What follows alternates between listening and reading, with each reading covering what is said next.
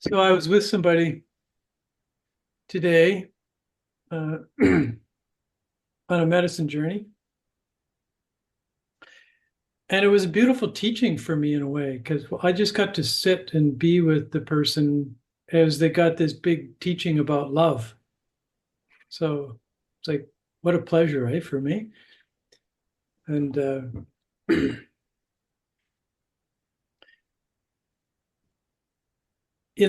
teaching was about how love is, and sometimes on these medicine journeys, it's like this the person is channeling some big thing, big wisdom. So that's what it was. It was like I was on the receiving end of this. I was kind of jotting down notes and what the voice was saying, and it was a teaching about the foundational nature of love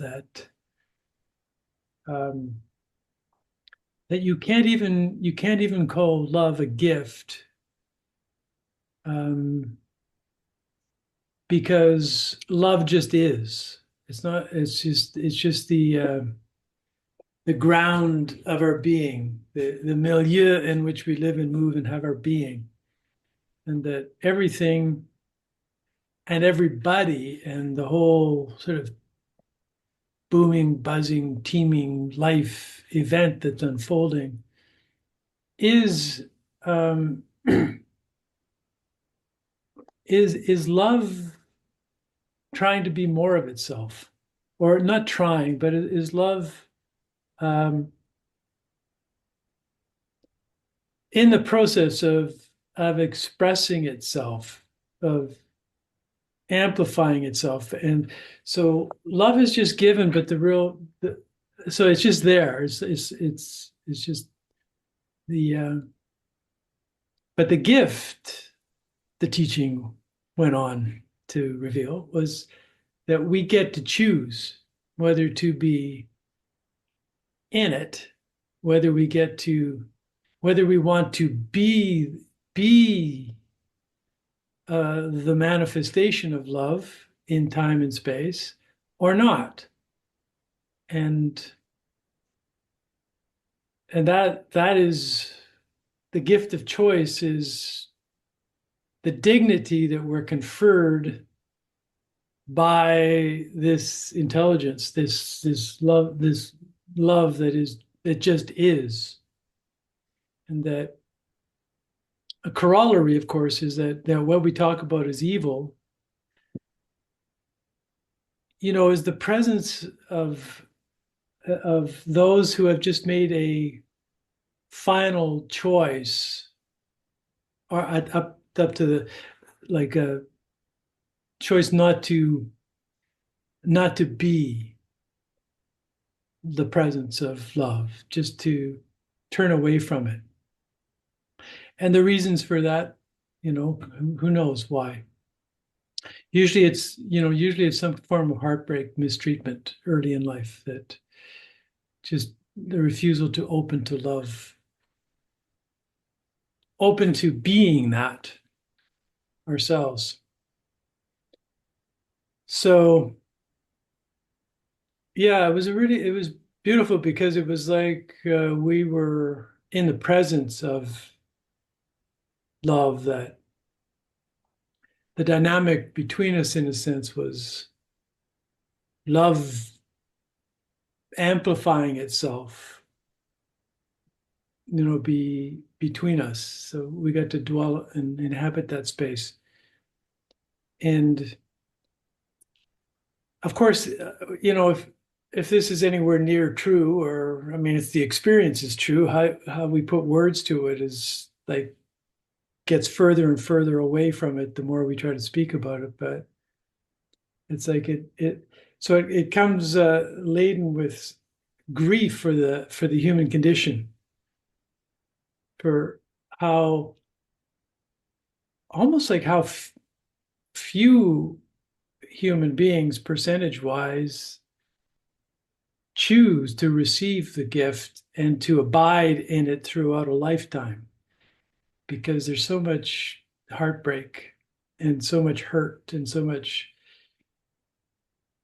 you know, fear of being the presence of love, because my bias is that we come in, that's our heart self, and then our hearts get broken, we realize that that's not an offer, and then all these forms of so-called psychiatric diagnoses and borderline and paranoia and schizophrenia and all these disorders are all, I think, just different manifestations along a continuum of hearts that have been broken and have chosen not to open themselves to love again. And in that sense, it's none of it is anybody's fault, but it still remains in all of us, like that is who we are. But it's like, because love just is, love encompasses like our individuality. It's not just like all the good bits. It's like love is expressing itself in Bruce and all my shadow and all my faulty attempts to keep my heart open, and all of the ways that I defend myself and create suffering because of it. Even all of that is um, love wanting to be more of itself through all of that suffering, through all that struggle. And the best we can do is to consciously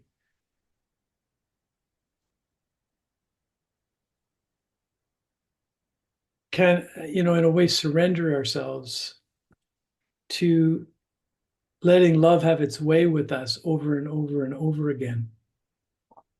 And how the tragedy, I suppose, as it relates to people pleasing, is that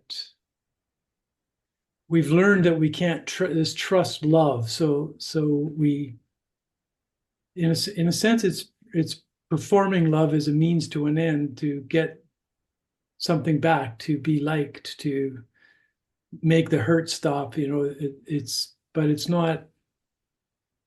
Love is not a love is never a means to an end. It is always an end in itself. So while the people pleasing behavior can appear like love, because it's sort of being of service, being self-sacrificial, being a peacemaker, saying the right thing, doing what people, like putting ourselves out for others. It appears loving, but when it's got this hidden motivation of uh, compensating for what we didn't get, then it's not love. It's not the living presence of love. It's something else. And I think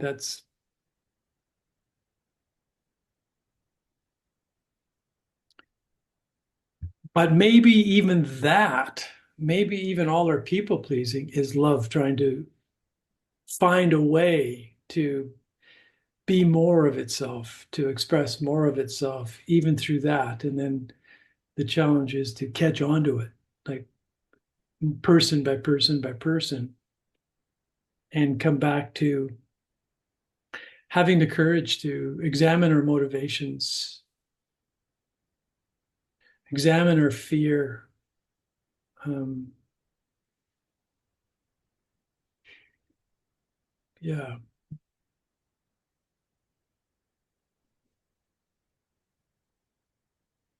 and come to the place of surrendering all of our self-protective walls and strategies, and like once we catch on to it, this mindful compassion and letting go again and again and again, so that um,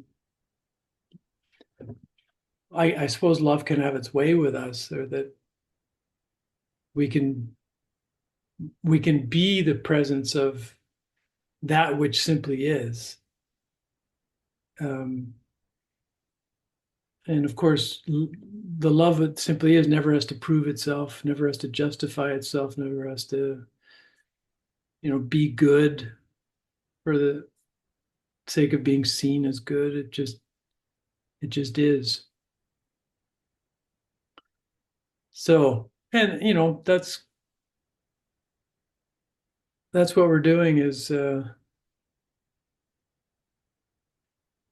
having the courage to make a choice over and over and over again for love, to drop ego, to drop the people pleasing strategy, to stop performing what looks like love, so that love can finally, so that we can just be the presence of that. We don't have to do anything with it, really. We don't have, it's just be that. It's, we don't, uh, even the language of being in service, or, it's like, just be, just let yourself be, and then see what happens. See what kind of world arises out of um,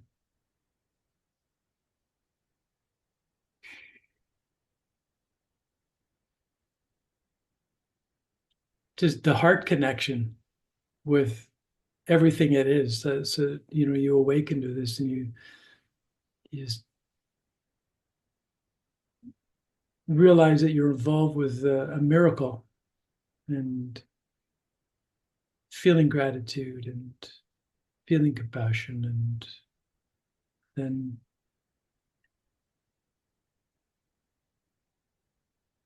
allowing, what biblically is called the New Jerusalem. So when we are that, it's like the New Jerusalem can arise out of that, person by person, relationship by relationship, community by community.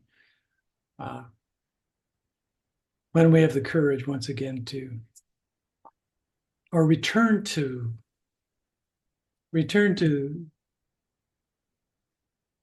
this condition of surrender, um, to be who we actually are, which, my feeling is that we're the localized presence of that. And as we know, there's so much that gets in the way of it. It's like, but even that which gets in the way is opportunity to to overcome that obstacle and return to a deeper iteration of love. So everything that comes into our life, and every person in a way, even especially maybe if it or they feel like obstacles or challenges, that's like the way maybe love summons us to be more of itself through us.